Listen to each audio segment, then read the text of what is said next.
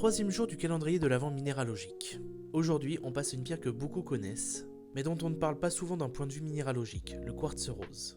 Le quartz rose, c'est une variété de quartz dont la couleur provient de très fines inclusions dans le cristal. Selon les études, il peut s'agir de fibres microscopiques de dumortierite ou de défauts structurels dans le réseau cristallin. La couleur varie du rose très pâle jusqu'au rose plus soutenu, et certains spécimens montrent une teinte plus laiteuse liée aux micro-inclusions. On trouve le quartz rose dans des veines hydrothermales ou dans des pegmatites. La chaleur et les fluides circulants permettent au quartz de se former lentement, et les inclusions présentes dans le fluide déterminent la couleur. Il se présente rarement en cristaux bien formés. La plupart du temps, ce sont des masses cristallines compactes et translucides. Il existe aussi un quartz rose transparent et cristallisé, mais il est beaucoup plus rare et ne se forme pas dans les mêmes conditions. Ces cristaux montrent parfois un léger astérisme, une étoile qui apparaît quand on fait tourner la pièce sous la lumière. Le quartz rose est utilisé comme pierre décorative depuis l'Antiquité. Des objets gravés ou polis ont été retrouvés dans de nombreuses sculptures, souvent parce que la pierre était facile à tailler et à polir. Voilà pour ce troisième jour. Un minéral simple à reconnaître, présent un peu partout dans le monde, mais dont la couleur dépend de processus microscopiques assez complexes.